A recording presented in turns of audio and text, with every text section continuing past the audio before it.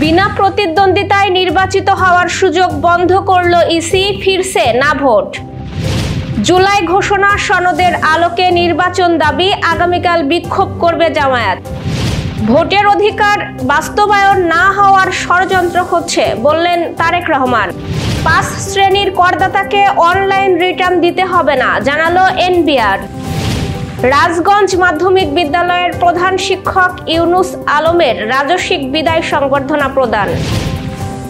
মোংলা পৌরসভার নির্বাহী প্রকৌশলীর অপসারণের দাবিতে মানববন্ধন। আবারও ওয়ানডে র্যাঙ্কিংয়ে 10-এ নামলো বাংলাদেশ। দর্শক, আমাদের রাতের আয়োজনে আপনাদের সাথে আছি আমি স্বপ্না দেবনাথ। শুনছিলেন প্রধান শিরোনাম। বিস্তারিততে যাওয়ার আগে আপডেট খবর পেতে গ্রামের কাগজের ইউটিউব চ্যানেল সাবস্ক্রাইব এবং ফেসবুক পেজ ফলো করে রাখুন।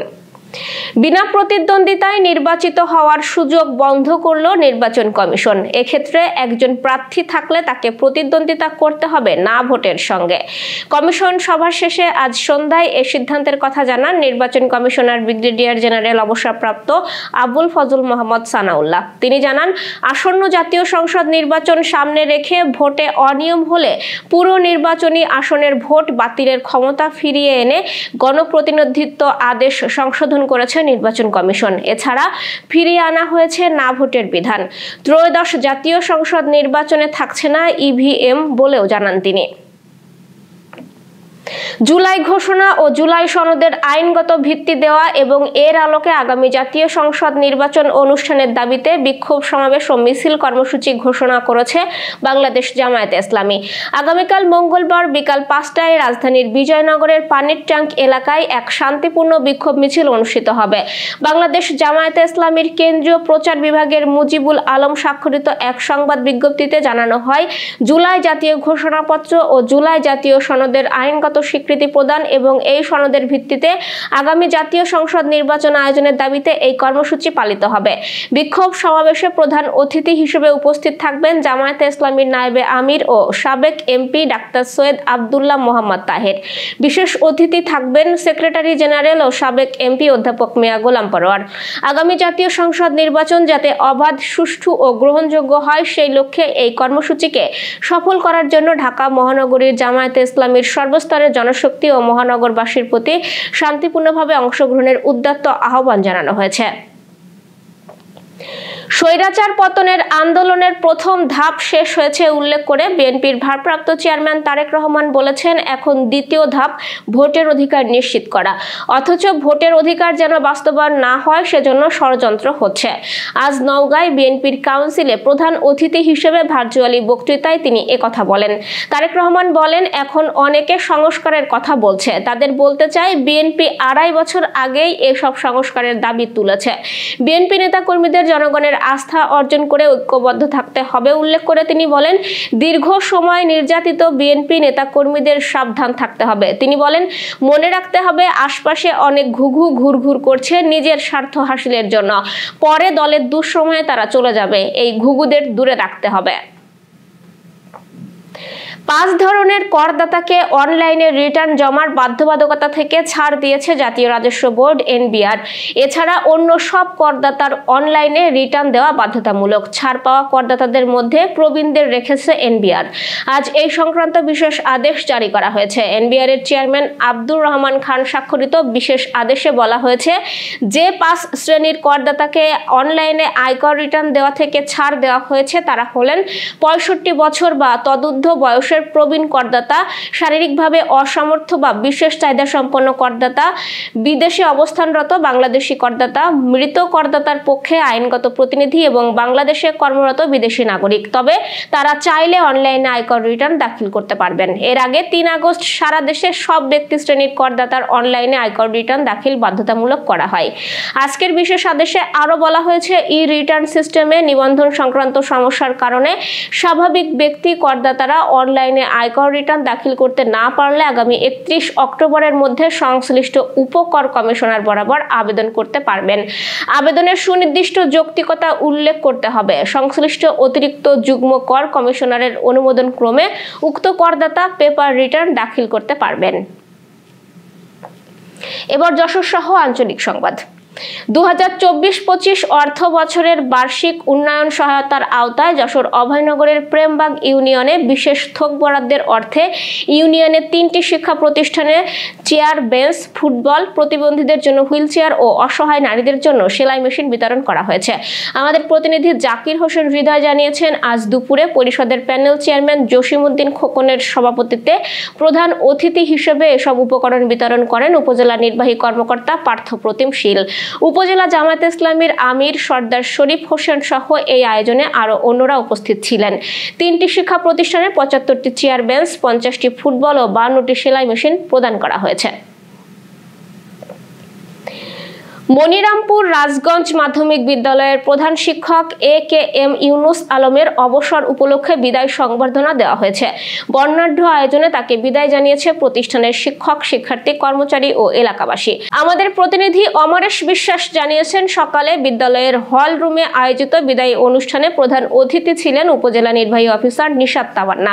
বিশেষ অতিথি ছিলেন উপজেলা মাধ্যমিক শিক্ষা অফিসার ASM জিল্লুর রশিদ এবং উপজেলা একাডেমিক সুপারভাইজার মাসুদ হোসেন।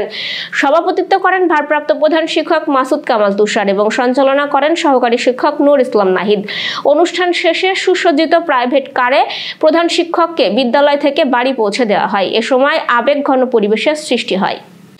বাগেরহাটের মংলা পৌরসভার নির্বাহী প্রকৌশলী SM হাবিবুল্লাহর বিরুদ্ধে দুর্নীতি, দায়িত্ব অবহেলা ও উন্নয়ন কাজে অনিয়মের অভিযোগে তার অপসারণের দাবিতে মানববন্ধন করেছে স্থানীয়রা। আমাদের প্রতিনিধি MM ফিরোজ জানিয়েছেন, আজ সকালে পৌর মার্কেট চত্বরে মংলার সর্বস্তরের জনগণের ব্যানারে মানববন্ধনে বিভিন্ন শ্রেণী পেশার মানুষ অংশগ্রহণ করেন।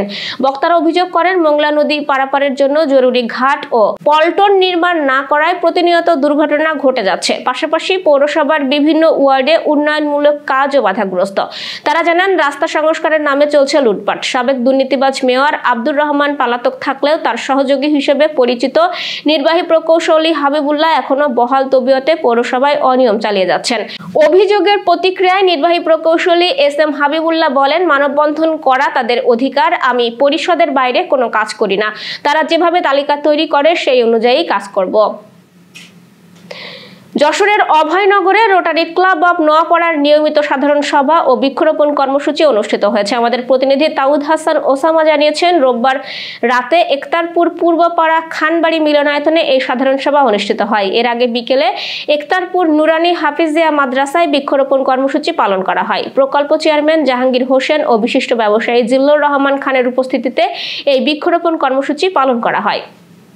যশোরের কেশবপুর ভরত ভয়না মাদ্রাসার মাঠে গৌরীঘোনা ইউনিয়ন বিএনপির আয়োজনে নারী কর্মী সমাবেশ অনুষ্ঠিত হয়েছে। আমাদের প্রতিনিধি আব্দুস সালাম সবুজ জানিয়েছেন, আজ বিকেলে গৌরীঘোনা ইউনিয়ন বিএনপির সভাপতি মাহমুদুল হাসানের সভাপতিত্বে সমাবেশে প্রধান অতিথির বক্তৃতা করেন বিএনপির কেন্দ্রীয় কার্যনির্বাহী কমিটির সদস্য আবুল হোসেন আজাদ। আরও বক্তৃতা করেন উপজেলা বিএনপির সিনিয়র সহ সভাপতি রেহেনা আজাদ, সাধারণ সম্পাদক প্রভাষক আব্দুর রাজ্জাক, যুগ্ম সম্পাদক আলমগীর সিদ্দিক, সাংগঠনিক সম্পাদক আলমগীর হোসেন বিশ্বাস, নাজমা খাতুন ও নুরুন নাহার নুরি সহ অন্যরা। খেলার সংবাদ। আবারও ওয়ানডে র্যাঙ্কিংয়ে 10-এ নামলো বাংলাদেশ। র্যাঙ্কিংয়ের 20 দলের মধ্যে 9 থেকে আবারও 10ম স্থানে নেমে গেছে টাইগাররা। আইসিসির সর্বশেষ হালনাগাদে এই সংস্করণে অবনমন হয়েছে বাংলাদেশের। সরাসরি বিশ্বকাপে খেলতে হলে 2027 সালের 31 মার্চের র্যাঙ্কিংয়ে সেরা 8-এ থাকতে হবে বাংলাদেশকে। সবশেষ শ্রীলঙ্কার মাটিতে একটি ওয়ানডে জয় পাওয়ার পর 10 থেকে 9 নম্বরে উঠে এসেছিল টিম টাইগার্স। এবার না খেলেই আবারও অবনমন হলো শান্ত লিটনদের। এর আগে 2025 সালের মে মাসে আবার 10 নম্বরে নেমে যায় Bangladesh. Renaissance Hospital and Diagnostic Centre. রেনেসাতেই মিলছে কম খরচে উন্নত সেবা। তাই নিশ্চিন্তে আমাদের সেবা নিন, সুস্থ থাকুন। Renaissance Hospital and Diagnostic centre, সদর হাসপাতাল মোড়, দরাটানা, যশোর। দর্শক, শেষ করব একটি শোক সংবাদ দিয়ে। বাংলাদেশ ইঞ্জিনিয়ারিং শিল্প মালিক সমিতি যশোর জেলার প্রতিষ্ঠাতা সদস্য ও সাবেক সভাপতি আবু তালেব বাচ্চু ইন্তেকাল করেছেন। ইন্না লিল্লাহি ওয়া ইন্না ইলাইহি রাজিউন। আজ আসর নামাজ শেষে যশোর বারান্দিপাড়া কেন্দ্রীয় ঈদগাহ মাঠে তার জানাজা শেষে দাফন সম্পন্ন হয়েছে। এর আগে ইঞ্জিনিয়ারিং শিল্প মালিক সমিতি যশোর জেলার নেতৃবৃন্দ তার প্রতি শেষ শ্রদ্ধা জানান। জানাজার নামাজে অন্যান্যের মধ্যে উপস্থিত ছিলেন মোটর পার্টস মালিক সমিতির সাবেক সভাপতি ফারুক হোসেন লিটন, গ্রামের কাগজের সম্পাদক মুবিনুল ইসলাম মুবিন, বিশিষ্ট ব্যবসায়ী কামাল হোসেন, ইঞ্জিনিয়ারিং শিল্প মালিক সমিতি যশোর জেলার আশরাফুল ইসলাম বাবু, জেলা সড়ক পরিবহন মালিক সমিতির সাধারণ সম্পাদক আনিসুর রহমান লিটন, পরিবহন শ্রমিক ইউনিয়নের সভাপতি মামুনুর রশিদ বাচ্চু, সাধারণ সম্পাদক মুর্তজা হোসেন, সাবেক পৌর কাউন্সিলর রিপন হোসেন সহ অন্যরা। দর্শক, এই ছিল আজকের রাতের আয়োজন। এরপর সকালের খবর দেখার আমন্ত্রণ জানাচ্ছি। সেই সাথে করোনা প্রতিরোধে স্বাস্থ্যবিধি মেনে চলুন, সতর্ক হন ডেঙ্গু প্রতিরোধেও। শুভরাত্রি।